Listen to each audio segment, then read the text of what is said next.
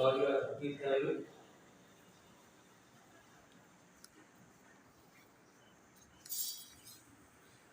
18వ అధ్యాయం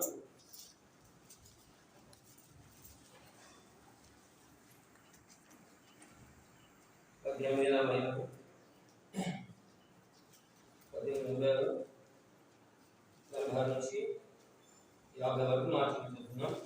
కీర్తనలు 18వ అధ్యాయం 46 నుండి 50 వరకు మార్చుకుంటున్నాం. యెహోవా జీవం గలవాడు, నా ఆశ్రయ దుర్గమైన స్తోత్రహరుడు, నా రక్షణకర్తని దేవుడు బహుగా స్తుతించును గాక.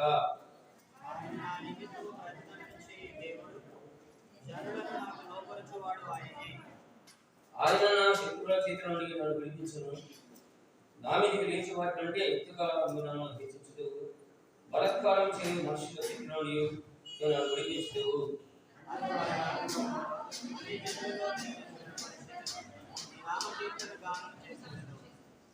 నువ్వు నియమించిన రాజులకు గొప్ప రక్షణ కలిగేవాడు, అభిషేకించిన దావీదు సంతానములకు నిత్యం అగ్రహం చూపువాడు.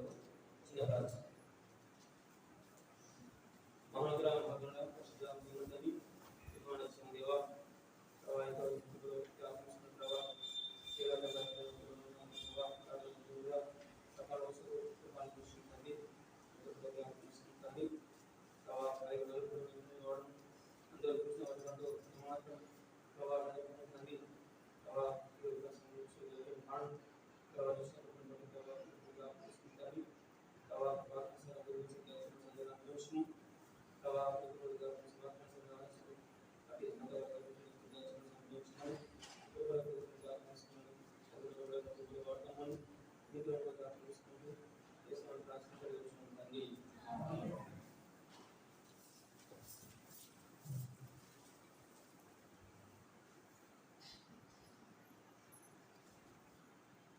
యెహోవా జీవం గలవాడు, నా ఆశ్రయ దుర్గమైన స్తోత్రహరుడు. మన దేవుని దేవుడు యెహోవా జీవం గలవాడు. అదే విషయంలో చూస్తున్నాం. కీర్తనలు 115 అధ్యాయంలో కీర్తనలు 115 2 నుంచి 6 వరకు చదివిన కీర్తన 115 115 2 నుంచి 7 వరకు. మాకు కాదు యెహోవా, మాకు కాదు, నీ కృపా సత్యన వాడి నామానికి మహిమ కలుగాక. వారి దేవుడిని అందరికీ చెప్పుకుందులో మా దేవుడు ఆకాశంలో ఉన్నాడు, తనకు ఇచ్చవలసినట్టుగా సమస్తమును ఆయన చేసినాడు. వారి పిల్లలు వెండి బంగారువి, మనుషుల చేతి పనులు. వాడికి నోరుని పలుకవు, కన్నుని చూడవు, చెవులని వినవు, ముక్కుని వాటి చూడవు, చేతులని ముట్టుకొనవు, వారి నుండి నడవవు, గొంతుతో మాట్లాడవు. ఇక్కడ 2 రకాలు చూస్తున్నాం. మనము దేవుడైన జీవం గల దేవుడు. జీవముల దేవుడు ఏముంటుంది? జీవం ఉంటుంది, చూడగలిగే దేవుడు, మాట్లాడే దేవుడు, వినగలిగే దేవుడు, సమస్తము చేయగలిగే దేవుడు. ఇక్కడ ఇంకోటి చూసినది, అది ఎలాంటి అవి కదలలేవు, మెదలవు, చూడవు. అంటే నిర్జీవమైనవి. నిర్జీవాలు చూస్తున్నాం కదా, సజీవ దేవుడు చూస్తున్నాం కాబట్టి అది అక్కడ అవి ఏ మాత్రం కూడా కదలిక లేనటువంటివి. కానీ మన దేవుడు ఏంటంటే జీవముల దేవుడు. అలాంటి జీవముల దేవుని ఎలా చూస్తున్నటువంటి 113:5 113:5లో ఉన్నతమందు ఆసనుడైన మన దేవుడిన వాను కూలిన వాడెవడు? ఉన్నతమందు ఆసనుడై మన దేవుడిని యెహోవాను కూలిన వాడెవడు? ఆయన భూమి ఆకాశం కూడా అనుగ్రహించుకుంటున్నాడు. ప్రధానంతో తన ప్రధానంతో పాటు కూర్చోబెట్టగాయి. ఇక్కడ ఉన్నతమందు ఆసనుడైన మన దేవుడిని యెహోవాను కూలిన వాడెవడు? మన దేవుడు కదా, కూలిన ఎవరు ఉన్నారా? ఎవరు లేరు. ఎందుకంటే ఆయన జీవముల దేవుడు కాబట్టి ఆ జీవముల దేవుని ఉదయకాల సమయం మనము చేయబోతున్నాం కాబట్టి అలా ఇక్కడ ఏమనుకున్నామంటే కీర్తనలు అక్కడ ఏమనుకున్నాం కీర్తనలో యెహోవా జీవం గలవాడు, ఆయన కూడా జీవం గలవాడు కాబట్టి ఆయన నా ఆశ్రయ ప్రవాసం వస్తున్నాడు. ఎవరు అంటున్నారు? దావీదు గారు నుండి 18లో చిన్నటి వచనంలో యెహోవా దాసుడైన దావీదు కీర్తన, అతని శత్రులందరి చేతి నుండి సౌలు చేతి నుండి యెహోవా తప్పించిన దినమున దావీదుకి గీతములను చెప్పి యెహోవాను స్తుతించి అతడు ఇట్లా దావీదు అతడు శత్రుల చేతి నుండి సౌలు చేతి నుండి తప్పించినందుకు ఏంటంటాడు? యెహోవా జీవం గల దేవుడు, చెప్పాడు, నా ఆశ్రయం. దావీదు ఆశ్రయం ఒకప్పుడు గొర్రెల దొడ్డిలో ఉన్న దావీదు వారిని దేవుడు పిలువబడుతున్నాడు. అది ఆ గొర్రెల దొడ్డిలో ఉన్నటువంటి ఆ దావీదును పిలిచి ఒక రాజుగా చేసినప్పటికీ, ఇంత రాజు అయినప్పుడు కూడా అతని చేతికి ఎంతో సైన్యం ఉంటుంది. ఎంతో సైన్యం ఉన్నప్పుడు కూడా ఎవరు చేస్తున్నారు? ఆశ్రయితుడైన దేవుడు స్తోత్రాలు. నా రక్షణ కంటే దేవుడు బహుగా స్తుతులను కాడా, నా రక్షించిన దేవుడు, నన్ను రక్షించిన దేవుడు. ఎందుకంటే అతని చేతిలో సైన్యం ఉంటుంది. ఆయన కూడా ఏమంటాడు? యెహోవా జీవముగల దేవుడు. అది మన ఆశ్రయం అప్పుడు ఎలా ఉన్నదండి? ఎంతో భయంకర స్థితిలో మన చూడండి. ఎఫెసీయులకు అధ్యాయం ఎఫెసీయులకు 2:12 ఎఫెసీయులకు 2వ అధ్యాయం 12వ వచనం. ఆ కాలమందు ఇశ్రాయేలీయులతో పౌరులు కాక పరదేశులను, వాగ్దాన నిబంధనము లేని పరజనులను, నిరీక్షణ లేని వారును, లోకమందు దేవుడు లేని వారునై ఉండి క్రీస్తుకు దూరస్తులై ఉండిరని మీరు జ్ఞాపకం చేసుకుంటున్నారు. మనకంటే లోకమందు దేవుడు లేని వారై ఉండి క్రీస్తుకు దూరస్తులై ఉండిరని మీరు జ్ఞాపకం చేసుకున్నది. మన ఆశ్రయం ఎప్పుడు జాడ? దూరస్తులుగా ఉన్నాము. ఒక సహకారం లేక, వాగ్దానం లేదు, ఒక కట్టుబడి లేదు, మనకు ఒక పరజీవనం, ఒక నిరీక్షణ లేక ఎక్కడో ఉండేవారం. ఇలాంటిది మనకు ఒక ఆశ్రయం అంటూ లేదు. అలాంటి క్రీస్తుకు దూరస్తులై ఉండి మీరు జ్ఞాపకం తీసుకొని, దూరస్తులైన మనము ఇంకా ఏమంటాడు ఇక్కడ? కొలస్సీయుల 1:21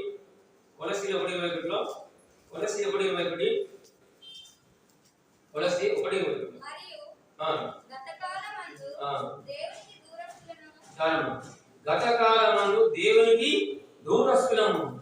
దూరస్తులం అంటే అక్కడ మనకు ఒక ఆశ్రయం లేదు, ఇక్కడ దూరం ఉన్నాము. ఇంకేమన్నా మీ దృష్టిలో మీ మనసులో విరోధ భావం గల వారిని, గతకాలమందు మనం దేవుడి దూరస్తులుగా ఉన్నాము, ఎక్కడో ఉన్నాము. ఒక నిరీక్షణ జీవితము, ఒక మనకు సావాసన జీవితము, ఒక కట్టుబడలేని జీవితము, ఇంకో భయంకర ఉన్నవాడిని ఏం చేస్తున్నారు దేవుడు ఇక్కడ అనేది.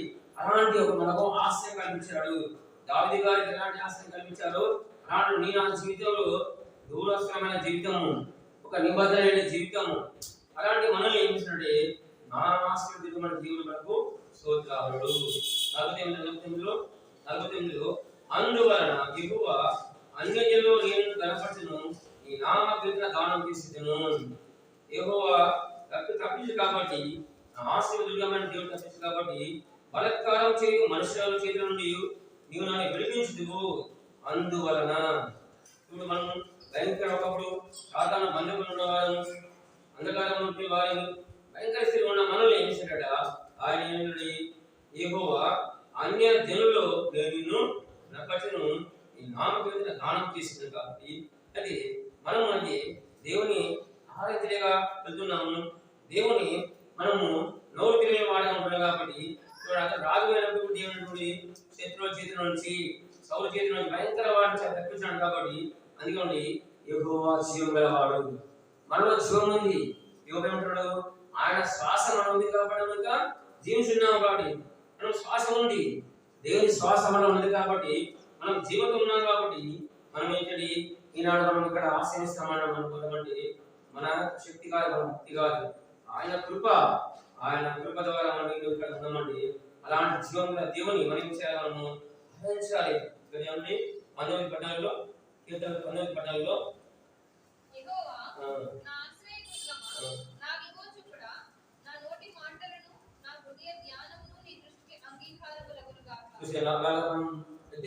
చేయగలుగుతున్నామా? నా సేదులమా, నా విమోచకుడా, నా నోటి మాటలు, నా హృదయ జ్ఞానము నీ దృష్టికి అంగీకారం కాగా. ఆయన అంగీకారంగా మనం ప్రార్థిస్తున్నామా? ఆయన అంగీకారంగా మనం కనపరుస్తున్నామా? ఆయన అంగీకారంగా ఇలాంటి నా నోటి మాటలు, ఎలాంటి స్థితిలో ఉన్నవారు మనము, ఎలాంటి హృదయంలో ఆలోచన కలిగే వారము, ఎలాంటి హృదయ తరంలో ఉన్నటువంటి వారిని అక్కడ ఏమంటాడు? నా నోటి మాటలు, నా హృదయ జ్ఞానము నీ దృష్టికి అంగీకారంగా. ఎప్పుడైతే మనం ఆశ్రయిస్తున్నాడో, ఆశ్రయించిన దావీదు గారు ఏమంటాడు? ఎందుకంటే నా నోటి మాటలు, నా హృదయ జ్ఞానము ఏమంటే 5 కీర్తనలు 27:5 కీర్తనలు 27వ అధ్యాయం 5వ వచనంలో 27:5 వచనం.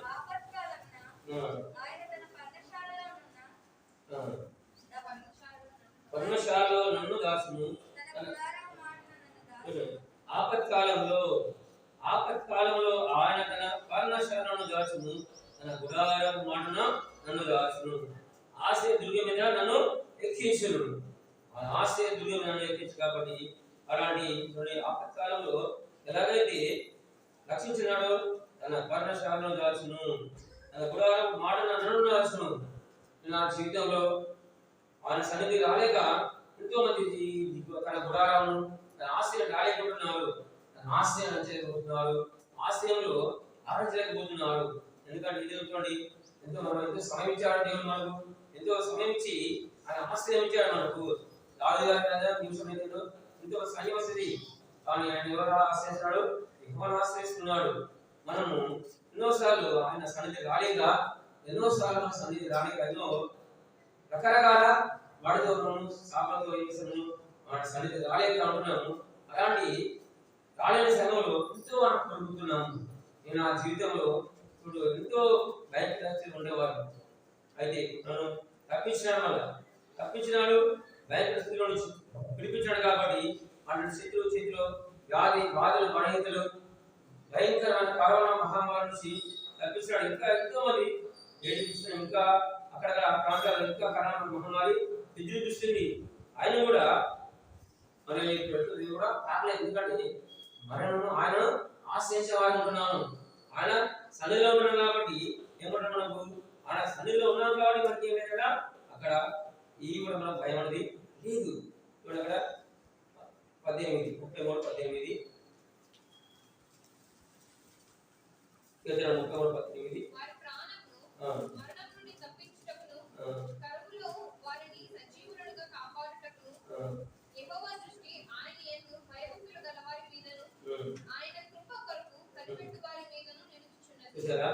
వారి ప్రాణమును మరణం నుండి తప్పించుటకును కరువులో వారిని సజీవులుగా కాపాడుటకును యెహోవా దృష్టి ఆయన భయభక్తుల వారి మీదను ఆయన కృప కొరకు కనిపెట్టి వారి నుంచి ఉన్నది. వారి ప్రాణాలను మరణం తప్పించే దేవుడు. ఎప్పుడైతే మనం దేవుని ఆశ్రయిస్తున్నామో, ఎప్పుడైతే ఆ సన్నిధిలో కూర్చుంటామో, ఆ సన్నిధిలో మన వాక్యం గానిస్తామో ఎలా ఉంటాడ? కరువులో ఎలా ఉంచాడా? సజీవులుగా ఉంచుతాడు. ఇందులో సజీవులు ఎందరో కోల్పోయినారు, ఇందులో మరణించినారు. కానీ భయంకరమైన మరణం నుండి, భయంకరమైన కరువు కాటకాల నుంచి ఏంటంటే సజీవులుగా ఉంచినాడు దేవుడు మన. అంతేకాదు ఇక్కడ ఆయన దృష్టి ఉంచినాడు. దృష్టి ఉంచి ఆయన భక్తుల వారి మీదను ఆయన కృపగలు కనిపెట్టే వారి మీదను నిలుచున్నది. కాబట్టి అందుకే అంటున్నాడు 34:9 ఆయనను ఆశ్రయించిన నరుడు ధన్యుడు. ఆ ధన్యత నిండాలతో ధన్యత కోల్పోతున్నాం. భయంకరమైన మరణం నుండి, మరణ కరువు కాటకాల మరణం నుంచి తప్పించినాడు. ఎందుకు? నీ ముందు నడుచువాడు యెహోవా. ఆయన నీ మీద దృష్టి ఉంచినాడు, నిన్ను కాపాడేవాడు. ఆయన మన ప్రాణంలో యెహోవా కనబడుతుంది. కాబట్టి అయితే కీడము దుర్గము ఆశ్రయములు. కాబట్టి ఏమనుకోవాలి? యెహోవా ఉత్తముడు అని రుచి చూసి తెలుసుకోండి. ఆయన ఆశ్రయించినాడు ధన్యుడు. ఆ ధన్యత మనం ఎంతోమంది కోల్పోతున్నాము. ఎందుకు ధన్యత కోల్పోతున్నాము? ఆయన ఆశ్రయించలేక. ఎందుకు ఆశ్రయించలేక? ఆడిలో ఒక దినం కంటే 1000 దినం కంటే శ్రేష్టం. కానీ ఆ ఒక దినాన్ని కోల్పోతే 1000 దినాలను కోల్పోతున్నాము. 1000 దినాలను కోల్పోతున్నాం. కాబట్టి అది ఆ 1000 అందుకే ఇక్కడ 10:34 సింహం పిల్లలు ఏమగలవి ఆకలితోను యెహోవాను ఆశ్రయించే వారికి ఏ మేలు కొదవ ఉండదు. ఆశ్రయించే ఏమది? ఆశ్రయించడం ధన్యత ఉంది. ఆశ్రయించడం ఏమంది? మనకు తప్పించే దేవుడుగా ఉంటున్నాడు, కరువులో తప్పించే వాడు ఉంటున్నారు. ఇంకా మనమంతా సింహం పిల్లలే అడవిలో ఉంటూ ఆకలికి గుణవేంటాడు. అలాంటి మనము యెహోవాను ఆశ్రయించే వారికి ఏ మేలు కొదవ ఉండదు. ఆయన ఆశ్రయిస్తే ఏమీ మనకు ధన్యతలు ఉంటున్నాయి, అనేక మేలు ఉంటున్నాయి, అనేక రకాలుగా మనము అన్ని రకాలుగా మనము అన్ని మనం అనుభవిస్తున్నాం. కాబట్టి ఇంతవరకు కూడా ఆ సంఘాలలో ఎంతో మంది రకరకాల చనిపోతున్నారు, ఎన్నో చూస్తున్నాము. ఇదే కరోనా మహమ్మారి. కానీ మన దేవుని మన వాసంలో ఎంతవరకు మనకు ఏ మేలు దేవుడితో మనం కాపాడుతుంది. కాబట్టి ఎందుకు అలాంటి ధన్యత మనకు ఇచ్చినాడు. అలాంటి మేలు పడితే దాన్ని ఆశ్రయించాలి. ఏం వెళ్దాంలే, ఈ వారం వెళ్ళినా కూడా వచ్చే వారం వెళ్దాంలే, వచ్చే వారం చూసుకుందాం లేదంటే ఏమవుతుంది కోల్పోతున్నాం కాబట్టి 56:12 కీర్తన 56 అధ్యాయం 12వ వచనంలో కీర్తన 56:12 దేవా నీవు మరణంలో నుండి నా ప్రాణమును తప్పించి ఉన్నావు. నేను జీవపు వెలుగులో దేవుని సన్నిధిని సంచరించినట్లు జారిపడకుండా నీవు నా పాదములను తప్పించి ఉన్నావు. దేవా నీవు మరణం నుండి నా ప్రాణమును తప్పించినావు, నేను జీవ వెలుగులో దేవుని సన్నిధిని సంచరించినట్లు జారిపడకుండా నీవు నా పాదమును తప్పించినావు. మన యొక్క మధ్యలో యెహోవా జీవగలవాడు, ఆ జీవ వెలుగులో దేవుని సన్నిధిని సంచరించినట్లు జారిపడకుండా నీవు నా పాదములను తప్పించినావు. ఇప్పుడు ఆయన ఆశ్రయించినప్పుడు ఏమిటి? మరణం తప్పించినాడు. ఆయన జీవ వెలుగులో దేవుని సన్నిధిని సంచరించాలంటే ఆయన సన్నిధిలో ఆశ్రయించాలి, ఆయన సన్నిధి రావాలి. ఎక్కడ నుంచి ఆరాధించడం కాదు, ఎక్కడ నుంచి ఉండడం కానీ అలా కాదు. ఆయన సన్నిధిలో ఎప్పుడైతే సంచరిస్తావో పగలు ఎండ దెబ్బైనా రాత్రి ఉలి దెబ్బలున్నా చీకటి తెగులు సంచరించగల బాణముల కన్నా ఏ అపాయాలకు కాదు. ఎప్పుడు కూడా అర్ధరాత్రి ఎందుకంటే ఆయనను ఏర్పరుచుకున్నాడు. ఆయన ముట్టలేడు, ఎవరు కూడా మనము ముట్టలేవాడు కాబట్టి. ఎందుకంటే ఆయన జీవ వెలుగులో ఉన్నాము, కాబట్టి ఆయన సన్నిధిని ఆశ్రయిస్తున్నాం కాబట్టి ఏమంటుంది అలాంటి మరణ భయాన్ని మనకు కల్పించిన దేవుడు ఈ రోజు కూర్చున్నామంటే ఎంతో ధన్యత. ఎందుకంటే యెహోవాను ఆశ్రయించుకోవడంలో ధన్యుడు. 62:1 కీర్తన 62:2 ఆయనే నా ఆశ్రయదుర్గము, ఆయనే నా రక్షణకర్త, ఎత్తైన నా కోట ఆయనే, నేను అంతగా కదిలింపబడను. చూసారా, ఆయన ఆశ్రయించడం వలన ఆయనే నా ఆశ్రయదుర్గము, ఆయన రక్షణ, ఎత్తైన కోట ఆయనే, నేను అంతగా కదిలింపబడను. ఎప్పటికీ ఆశ్రయించిన దేని కూడా ఎందులో కూడా సాతాను వచ్చిన కూడా చీకట్లో సంచరించిన కూడా చీకట్లో వెళ్ళినా కూడా ఎక్కడ కూడా వెళ్ళినప్పుడు కూడా ఆయన నేను అంతగా కదిలింపబడను. ఎందుకు కదిలింపబడు? ఆయన ఉన్నతమైన దుర్గము, ఆయన దేవుడు తన కృపతో నన్ను కలుసుకుంటున్నాడు. ఆయన కృపలో ఉంటున్నాం కాబట్టి, ఆయన కృపతో నన్ను కలుసుకున్నాం కాబట్టి మనం కదిలింపబడము. ఎత్తైన కోటగా ఉంటున్నాడు, ఆయన గుడారంలో దాస్తున్నాడు. మన ఆశ్రయ దుర్గం వల్ల చూడండి ధన్యులం, మేలు. మనము దేని విషయంలో కదిలింపబడలేము. ఎంత శత్రువు వచ్చినా కూడా, ఎంత కష్టాలు వచ్చినా కూడా, ఎన్నో కరువులు వచ్చినా కూడా, మన వచ్చి కూడా అంతగా కదిలింపబడినట్టు అంత ధైర్యంతో మనం ఆరాధించగలుగుతున్నామా? నా ఎత్తైన కోట, నా ఆశ్రయదుర్గం అంటున్నామా? అనలేకపోతున్నాం. దేవుని ఆరాధించలేకపోతున్నాం. ఎందుకు ఆరాధించకపోతున్నాం? చూడండి, అది 62:6 కీర్తన 62:6 ఆయనే నా ఆశ్రయదుర్గము, నా రక్షణదాతను, నా ఎత్తైన కోట ఆయనే, నేను కదిలింపబడను. 7 నా రక్షణకు నా మహిమకు దేవుడే ఆధారము, నా బలమైన ఆశ్రయదుర్గము, నా ఆశ్రయము దేవుని యందే ఉన్నది. అంటున్నామా? నా ఎత్తైన కోట ఆయనే, నేను కదిలింపబడను. నా రక్షణకు నా మహిమకు దేవుడే ఆధారము, నా బలమైన ఆశ్రయదుర్గము, నా ఆశ్రయము. దేవుని యందే ఉన్నది మన ఆశ్రయము కదా. దేవుని యందే మన ఆశ్రయం ఎవరైనా దేవుని యందే ఉన్నది కాబట్టి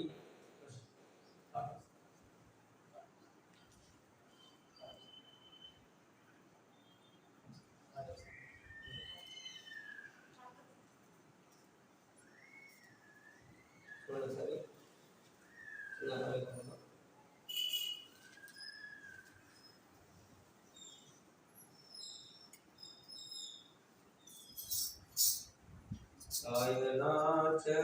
ఆయనాచర్యాకరుడు, ఆయనాచర్యాకరుడు, నన్ను రక్షించి కాపాడి శుద్ధి చేయుడు. ఆయనాచర్యాకరుడు,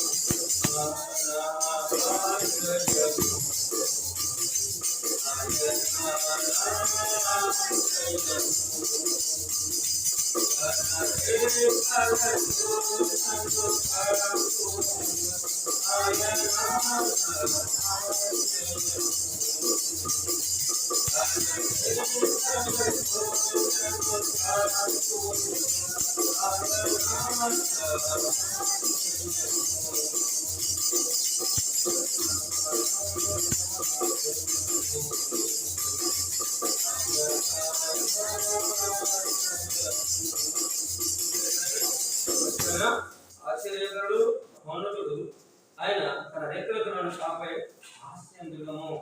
ఆ రెక్కలు కూడా ఎప్పుడు ఉన్న చిరకాలంలో ఉంటాయి కాబట్టి అన్ని అనుకోలే నా ఆశ్రయమందు దేవుని ప్రతి ఆదివారం అనుకుంటున్నామా? ప్రతి ఆదివారం నా ఆశ్రయం ఎక్కడ? దావీదు ఏమంటున్నాడా? నా ఆశ్రయం దేవుని యందే ఉన్నది అంటున్నాడు. ఎందుకన్నాడు? నా బలమైన ఆశ్రయము. మనం ఎప్పుడు కూడా శారీరకంగా బలహీనంగా ఉంటున్నాను, కానీ ఆత్మీయతలో ఏమన్నారే బలవంతులు ఉన్నాను. శారీరకంగా బలహీన కూడా నేను ఎప్పుడు బలహీనప్పుడే అందరూ నేను ఎప్పుడు బలహీనప్పుడే బలవంతుడను కదా. ఎప్పుడు బలహీనండి ఎందుకంటే ఈరోజు చాలా నేను అనీజీగా ఉన్నాను, నేను ఇలా బలహీనంగా ఉంటున్నాను అంటున్నాను. అక్కడ ఎందుకు అంటున్నా అంటే ఈరోజు నేను అనీజీగా ఉన్నాను, చాలా బలహీనంగా ఉన్నాను. ఎందుకు బలహీనంగా ఉంటున్నాను అంటే ఎందుకు బలహీనంటున్నాను?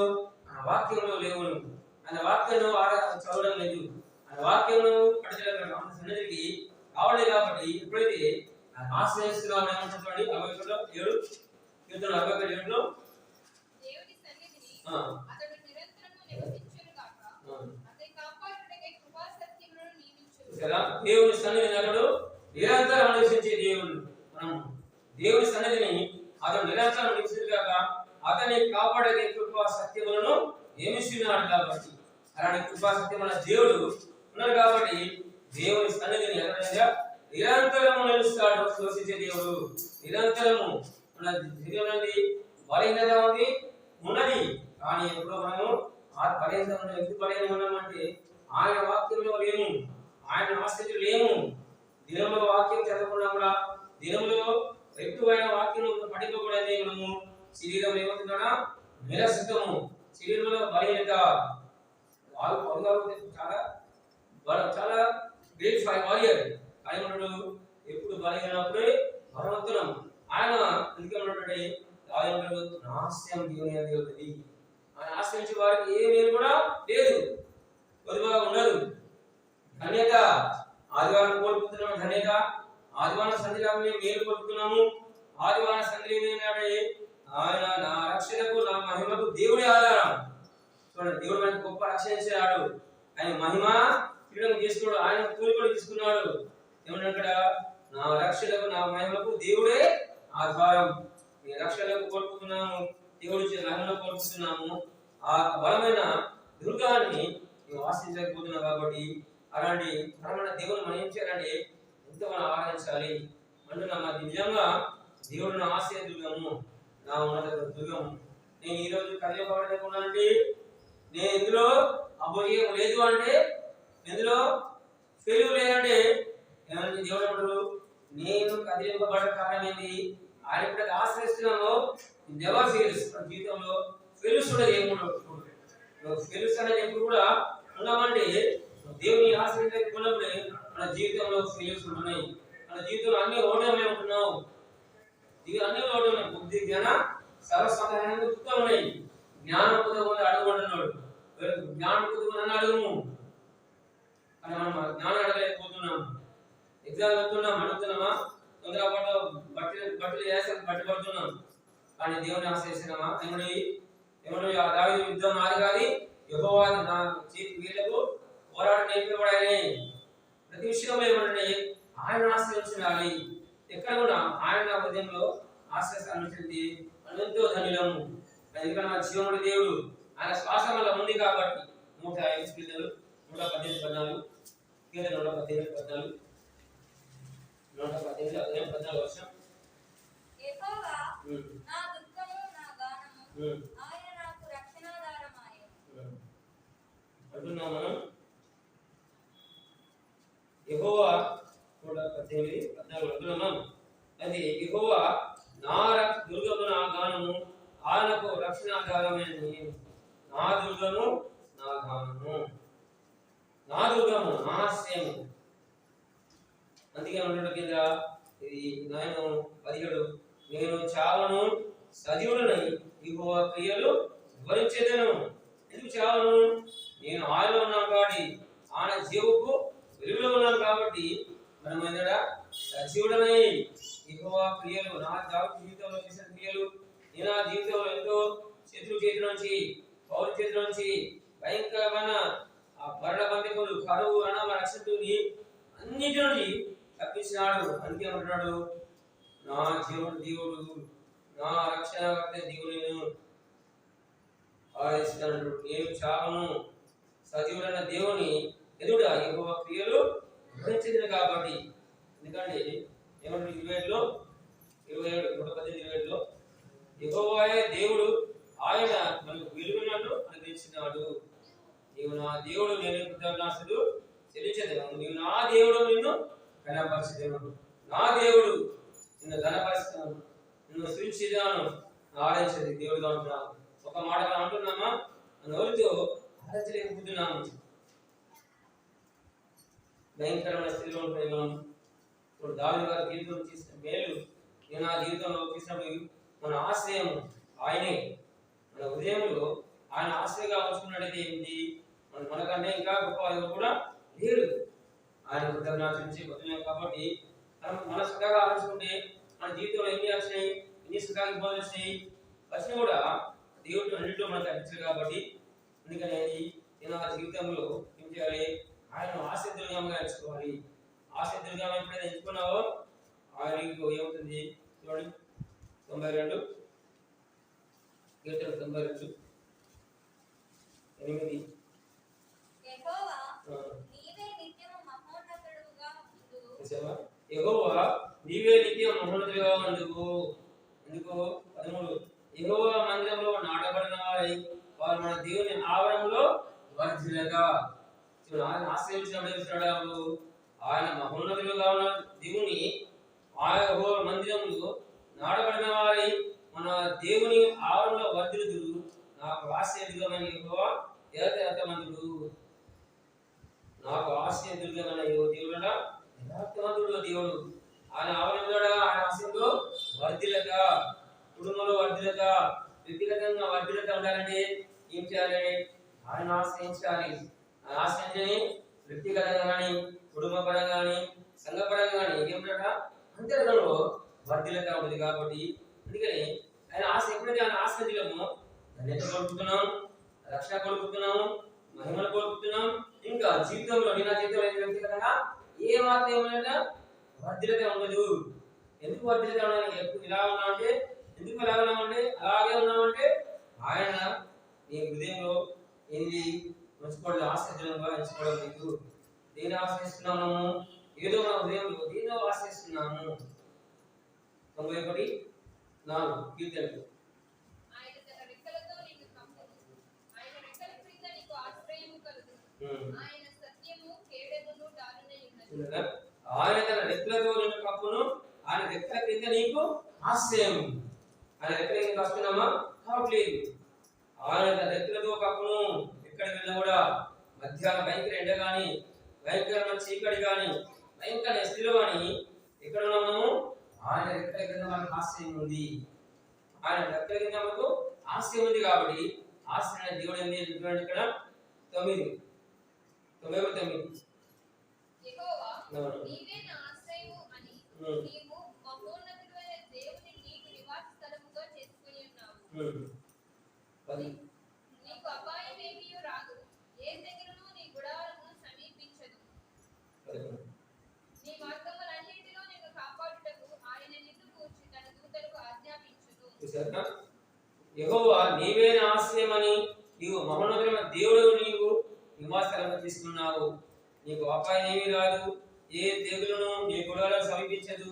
నీ మార్గములన్నిటిలో నిన్ను కాపాడకు ఆ నిన్ను కూర్చి తన దూతలను ఆజ్ఞాపించును.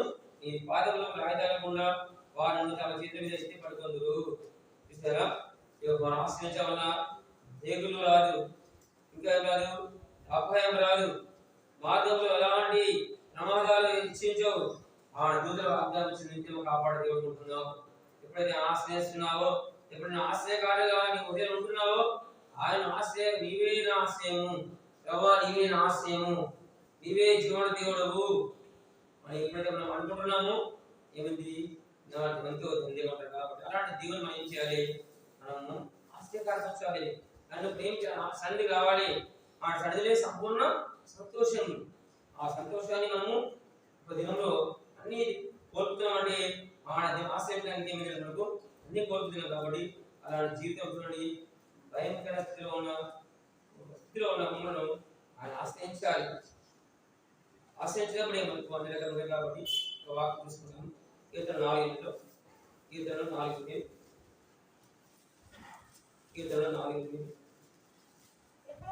నెమ్మదిగా పండుకొని నిద్రపోవదును, నేను ఒంటరిగా నుండినను నీవే నన్ను సురక్షితంగా నివసింపజేయుదువు. యెహోవా నెమ్మదిగా పండుకొని నిద్రపోదును, నేను ఒంటరిగా నుండినను నీవే నన్ను సురక్షితంగా నివసింపజేయుదువు. సురక్షితంగా ఎప్పుడైతే మనం ఆశ్రయిస్తున్నామో, ఎప్పుడైతే మనం ఆశ్రయకార్యం తెలుసుకుంటున్నాం, కాబట్టి మన జీవితంలో నెమ్మది ఉంటుంది, మన జీవితంలో సంతోషం ఉంటుంది, మన జీవితంలో మన సురక్షితమైన జీవితం ఉంటుంది. కాబట్టి అలాంటి దేవుని ఆశ్రయించడం ఏమన్నా, నేను ఆ జీవితంలో ఒకప్పుడు నెమ్మది జీవితం, సంతోషమైన జీవితం, రక్షణ జీవితం, ఎలాంటి ప్రొడక్షన్ లేదు, అలాంటి జీవితం ఏమంటున్నాడ 5:11 కీర్తన 5:11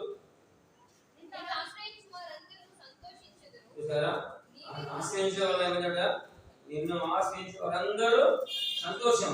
ఆశ్రయించే వాళ్ళకి ఏమవుతుంది, దుఃఖమే, జీవితంలో దుఃఖమే దుఃఖం. అందుకే స్పష్టంగా ఏమంటున్నాడా, నిన్ను ఆశ్రయించే వారందరూ సంతోషము, నీవే వారిని కాపాడదు కనుక వారు నిత్యము ఆనంద ధ్వని. ఎవరు ఆశ్రయించే వారికి ఏముంటాడా, నెమ్మది ఉంటుంది, సంతోషం ఉంటుంది, ఇంకేముంటాడా, నిత్యము ఆనంద ధ్వని ఉంటుంది. కాబట్టి యెహోవా నీతిమంతులను ఆశ్రయించేవాడవు నీవే, కేడంతో కప్పినట్లు వాడిని దయతో కప్పెదవు. కావున నీ నామమును ప్రేమించి నిన్ను గూర్చి ఉల్లాసం, ఆయన ఆశ్రయించే జీవితంలో సంతోషం, నెమ్మది, ఉల్లాసం, ఆయన ఆశీర్వాదం, ఆయన దయ కలగడము మన మీద ఉంటుంది. ఆశ్రయించకపోతే అన్ని కోల్పోతున్నాం. ధన్యత లేదు, మేలు లేదు, నెమ్మది లేదు, సంతోషం లేదు, ఆశీర్వాదాలు లేవు. ఆయన కలగడం ఉన్నది. కాబట్టి అందుకే మనం ఈనాటి స్థితి ఏమనుకోవాలి, ఆయన సన్నిధిలో ఉండకూడదు. అందుకే మళ్ళీ ఎలాంటి వాడు అన్నమాట, మనిషిని జ్ఞాపకం చేసుకున్నవాడు ఏ పాడువాడు, నరబుద్ధిని చదివాడు ఏ పాడువాడు. దేవుని కంటే వాడిని కొంచెం తక్కువగా చేసినావు, మహిమ ప్రభావంతో వాడిని తీయడము గర్వ చేసి మనం ఎలాంటి వాడిని చూస్తాడు దేవుడు, దేవుని కంటే కొంచెం తక్కువ ఏర్పరచుకున్నాడు, మహిమ ప్రభావం తీయడం గర్వ చేసినాడు. కాబట్టి అలాంటి వాడిని మనం ఆయన ఆశ్రయించలేని వారు ఉంటున్నాము, ఆయన పూజించలేని వారు ఉంటున్నాము. కాబట్టి అలాంటి దేవుని మనం చేయాలి, ఆశ్రయించాలి, ఆయన సన్నిధికి రావాలి. ఆయన సన్నిధిలో వాక్యం ద్వారా ఆరాధించాలి, వాక్యం ద్వారా గణపరిచినప్పుడు అన్ని ధన్యతలు మనకు ఉంటాయి. కాబట్టి ఈ విధంగా దేవుడి తన కృపలో మనలో కాపాడు. కాబట్టి దేవుడికి ఇక్కడ 18 పేర్లో యెహోవా జీవముగలవాడు, నా ఆశ్రయదుగా మన దేవుడు స్తోత్రాలు. అలాంటి స్తోత్రమైన దేవుడు మనం ఏం చేయాలి, ఆరాధించి గణపరిచి ఏం చేయాలి, ఆలయాన్ని మన యొక్క చేర్చాలి. దేవుడి వాక్యాలు దీవించి